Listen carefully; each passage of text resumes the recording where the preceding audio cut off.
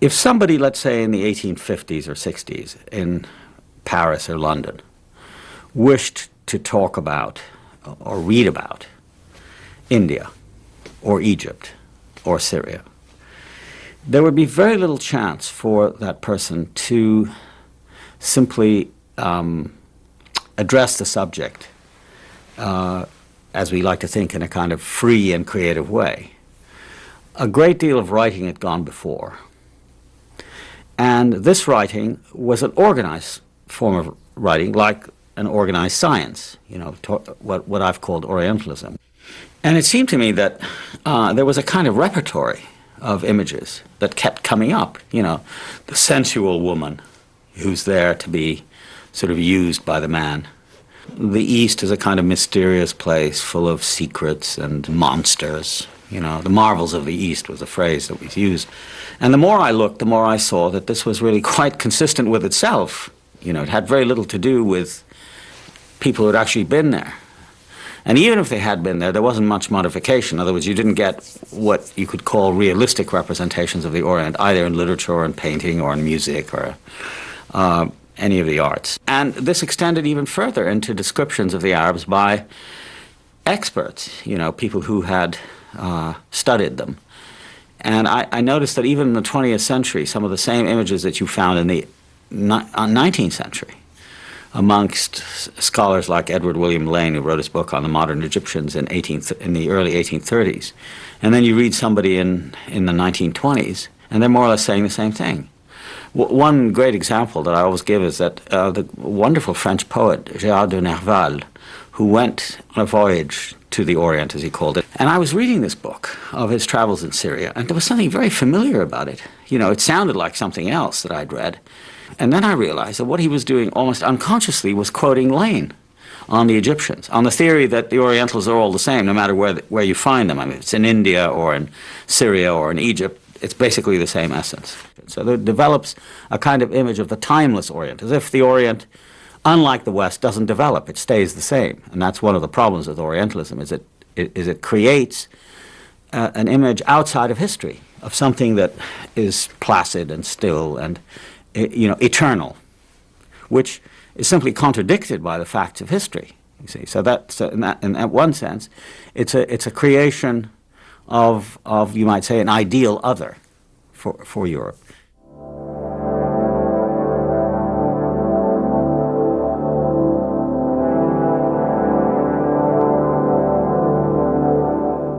Kind of break that occurred after Napoleon came to Egypt in 1798. I think it's the first really important modern imperial expedition.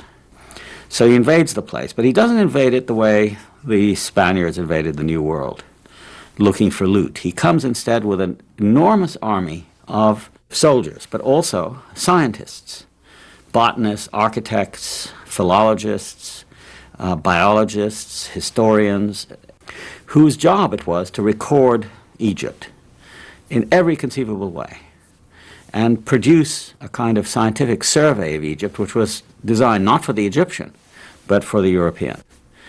And, of course, what strikes you, first of all, about the volumes that they produced is their enormous size. They're a meter square.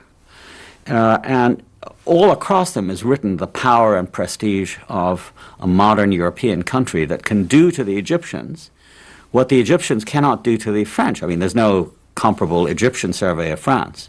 To produce knowledge, you have to have a power to be there and to see in expert ways things that the natives themselves can't see.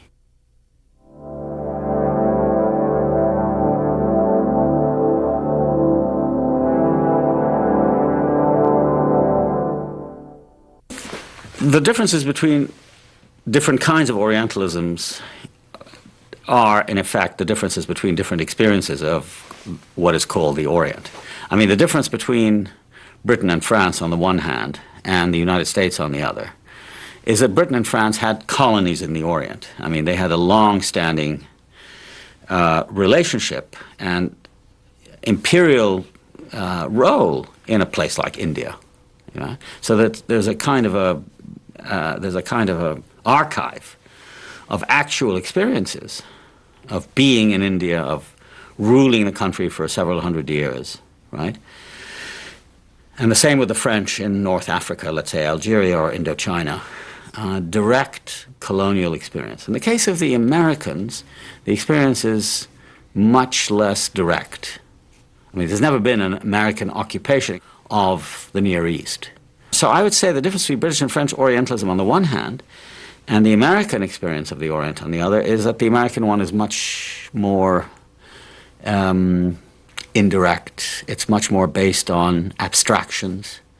The second big thing, I think, that differs in the American experience from the British and the French of Orientalism is that American Orientalism is very politicized by the presence of Israel, for which America is the main ally.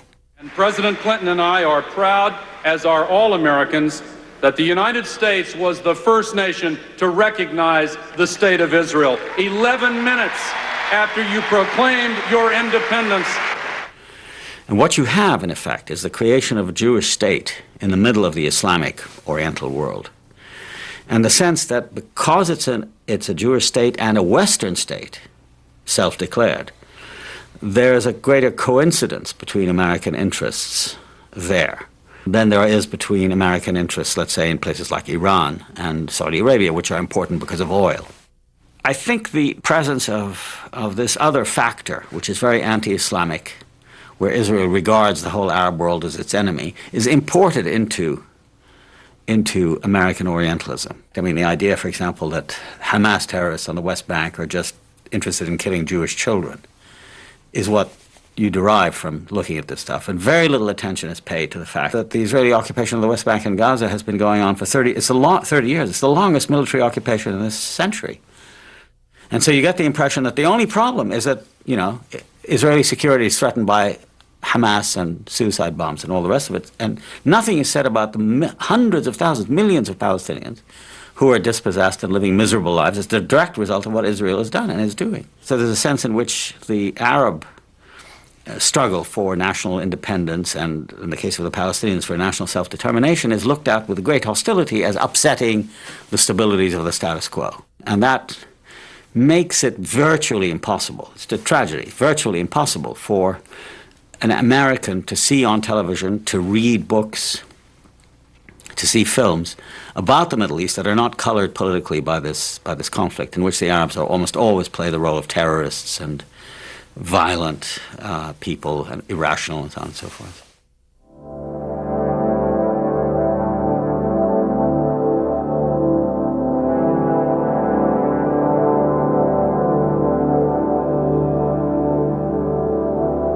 After I'd written Orientalism and a book called The Question of Palestine in the early 80s, in the late 70s rather, and beginning of the 80s, I wrote a third book, which is called Covering Islam, and I thought of them as a kind of trilogy.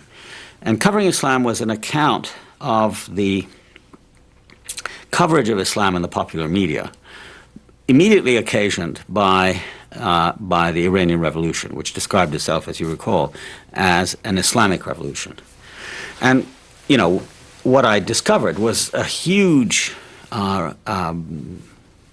arsenal of images employed by the media.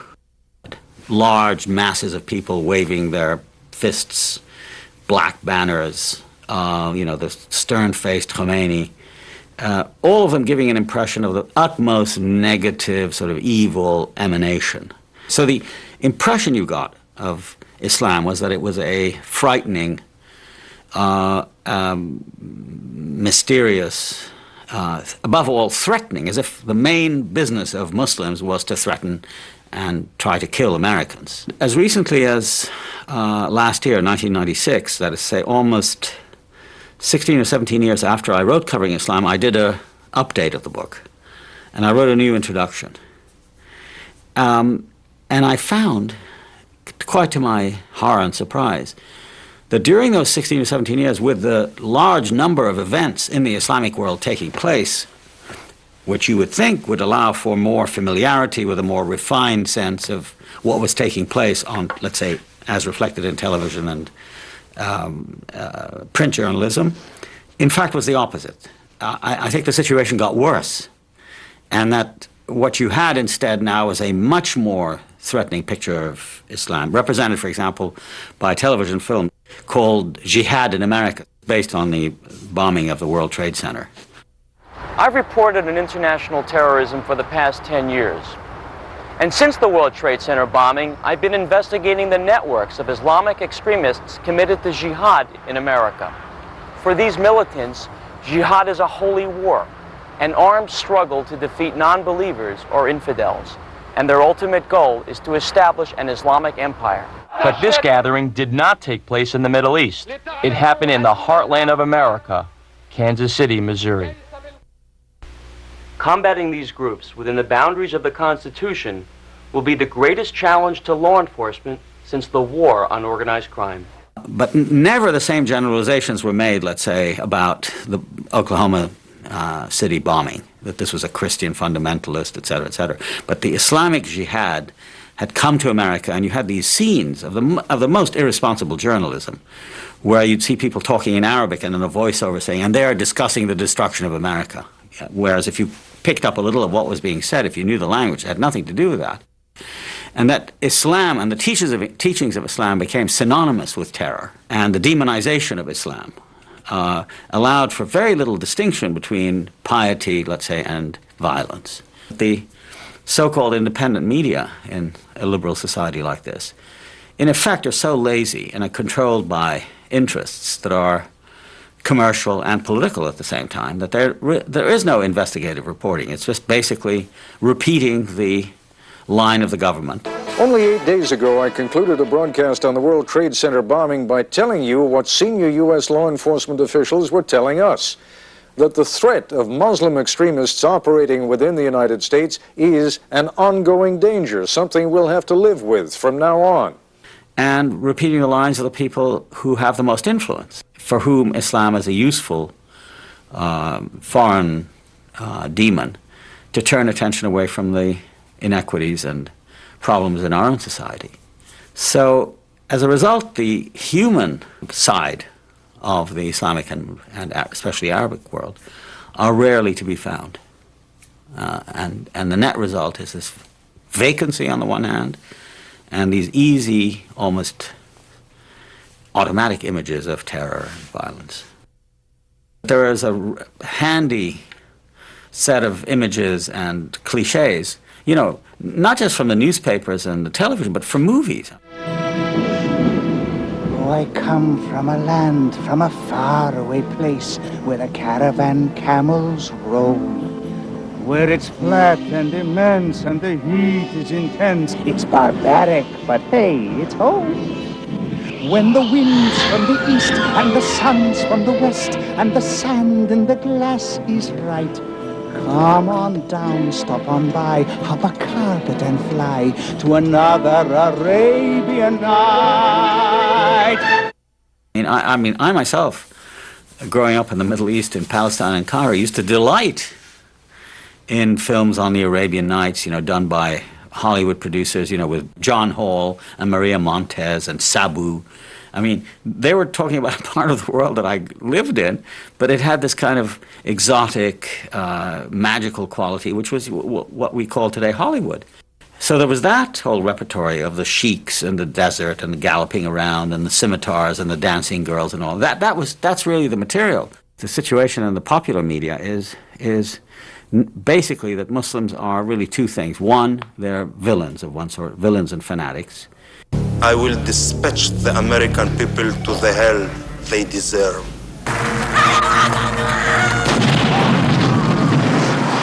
And B, many films end up with huge numbers of bodies, Muslim bodies, strewn all over the place, the result of Arnold Schwarzenegger or Demi Moore, Chuck Norris.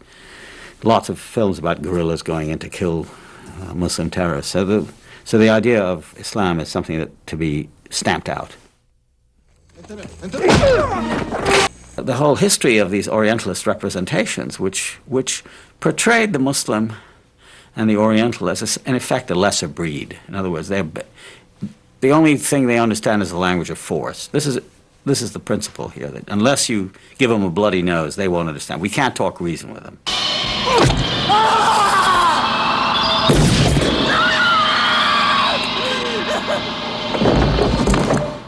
Is the Arab world full of terrorists? Well, I mean, all you have to do is sort of break down the question into common sense and say, there are terrorists, as there are everywhere. But, you know, there's a lot more going on there. I mean, we're talking about 250, 300 million people. And one of the great problems with Orientalism to begin with is these vast generalizations about Islam and the nature of Islam. I mean, there's very little in common that you can talk about as Islam, let's say, between Indonesia and Saudi Arabia. They're both Muslim countries, but, you know, the differences in history and language and traditions and so on are so vast that the word Islam has, at best, a tenuous meaning. The same is true within the Arab world. I mean, Morocco is very different from Saudi Arabia. Algeria is very different from Egypt. And I would argue, in fact have argued, that the predominant mood of the Arab world is very secular. You know, it's easy to attract attention, and certainly the media's attention, for some of the political reasons that are obvious. I mean, to discredit the Arabs, to make them seem like a threat to the West, to keep the idea around at the end of the Cold War that, you know, there are foreign devils. Otherwise, what are we doing with this gigantic military? You know, this huge military budget that is twice as much as the entire world's military budget combined. So you have to have threat. And the result is it's very hard to find works that are sympathetic to the Arabs and Islam. Islam is seen as the enemy of Christianity, and the United States sees itself as a Christian or Judeo-Christian country in affiliation with Israel, and that Islam is the great enemy, the competitor. There's a history of that. And I give the example of Dodi Fayyad, you know, the erstwhile suitor of Princess Diana. Well, a few days before he died, I read through the English press, and it was full of the racist cliches of Orientalist discourse. I mean, that this is the Sunday Times, one of the leading newspapers in England, had a headline to a 15,000-word story entitled "A Match Made in Mecca." And the idea of Muslim conspiracies trying to infect, you know, taking over this white woman by these dark people with Muhammad, the Prophet Muhammad, who is a historical personage of the 7th century, somehow stage managing the whole thing. That's the power of the discourse, you see. If you're thinking about people and Islam and about that part of the world, those are the words you constantly have to use. And you won't get hurt! I give you my word! No way, you wacko! So discourse is a regulated system of producing knowledge within certain constraints, whereby certain rules have to be observed. Okay, Libya, exports. Yes, sir, you American pig. Nice touch. To think past it, to go beyond it, not to use it, is virtually impossible, because there's no knowledge that isn't codified in this way about that part of the world. May I help you? Hayat fal Philistine, Wabushnia. Listen to the sound, Jesus, of Altar.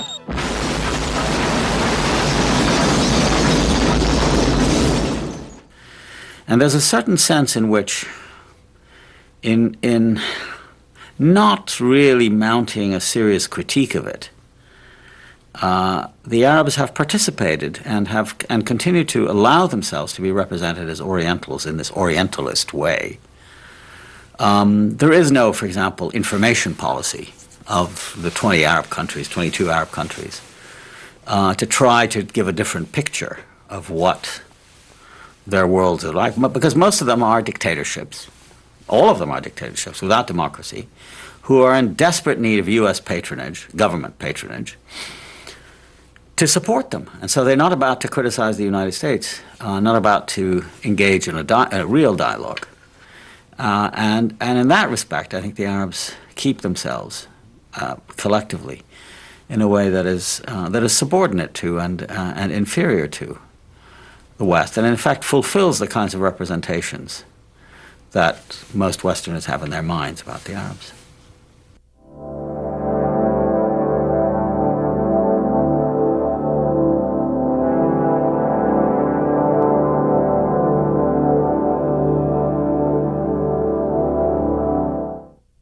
The attack came without warning, and according to a U.S. government source, told CBS News that it has Middle East terrorism written all over it. The attack in Oklahoma City appears to have a familiar mark. This was done with the attempt to inflict as many casualties as possible.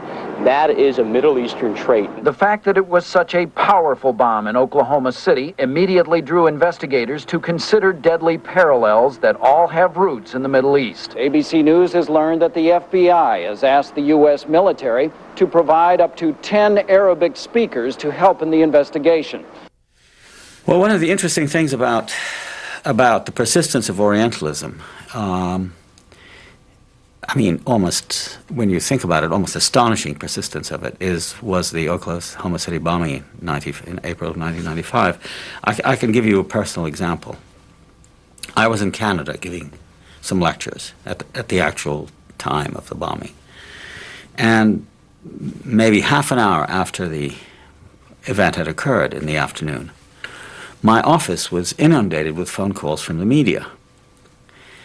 And I rang my office from Canada, as I frequently do, to find out, if there was any message for me that needed attention and so on. And she said 25 calls had come in from the major networks, from the cable channels, from the major newspapers, news magazines, and so on and so forth, all of them wanting to talk to you.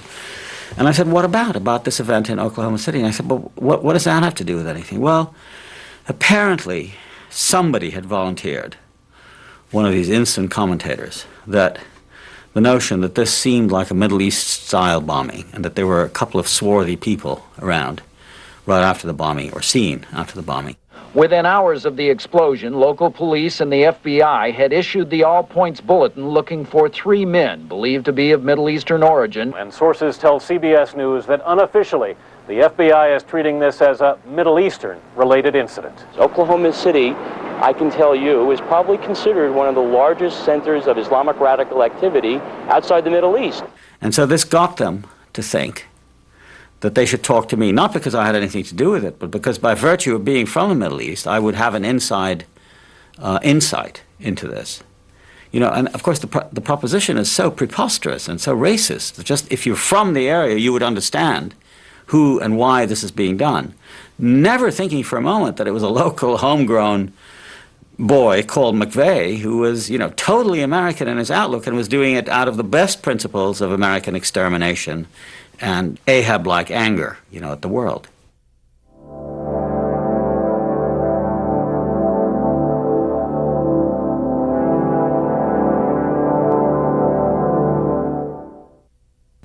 Palestine is so important in this respect because of its local complexities, that is to say, Arabs and Jews, Arab Muslims and Arab Christians and Israeli Jews, of themselves very mixed backgrounds. I mean, we're talking about Polish Jews, Russian Jews, American Jews, Yemeni Jews, Iraqi Jews, Indian Jews. It's a fairly complex mosaic, somehow finding a way to live together on land that is drenched, saturated with significance on a world scale, unlike any other country in the world. I mean, it's holy to 3 of the major religions, and every inch of it has been combed over and fought over for the last several thousand years. And the pattern so far has been the Zionist pattern, which is to say that, it was promised to us, we're the chosen people, everybody else is sort of second rate, throw them out, or treat them as second-class citizens. And in contrast to that, some of us, not everybody, but many Palestinians have said, well, we realize that we are being asked to pay the price for what happened to the Jews in Europe under the Holocaust. It was an entirely Christian and European catastrophe in which the Arabs played no part. And we are being dispossessed, displaced by the victims. We've become the victims of the victims. But as I say, not all of us say, well, they should be thrown out, because we have been thrown out, and so we have another vision, which is a vision of coexistence, in which Jew and Arab, Muslim, Christian, and Jew, can live together in some polity, which I think it requires a kind of creativity and invention that is possible, vision, that would replace the authoritarian hierarchical model. But this idea that somehow we should protect ourselves against the infiltrations, the infections of the other, is, I think, the most dangerous idea at the end of the 20th century. And unless we find ways to do it, and there are no shortcuts to it, unless we find ways to do this, there's going to be wholesale violence of the sort represented by the Gulf War, by the killings in Bosnia, the Rwandan massacres, and so on. I mean, those are the pattern of emerging conflict that is extremely dangerous and needs to be counteracted. And I think, therefore, it's correct to say that the challenge now is the challenge. I wouldn't call it anything other than coexistence. How does one coexist with people whose religions are different, whose traditions and languages are different, but who form part of the same community or polity in the national sense?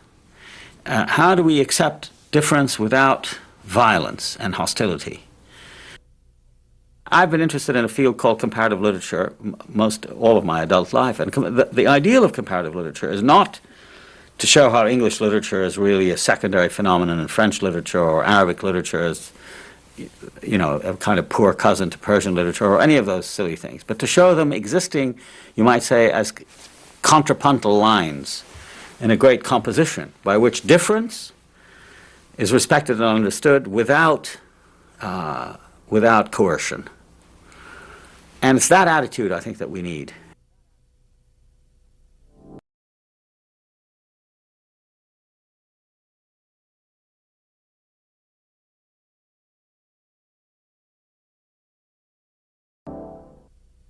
That's another thing that America really needs to think about, is our racism that comes from the United States towards Muslim people and towards Arabic people. And that's something that has to stop. And the United States has to start respecting people from the Middle East in order to find a solution to the problem that's been building up over many years. So I thank everyone for your patience and letting me speak my mind on that. After I'd written Orientalism and a book called The Question of Palestine in the early 80s, in the late 70s rather, and beginning of the 80s, I wrote a third book, which is called Covering Islam, and I thought of them as a kind of trilogy.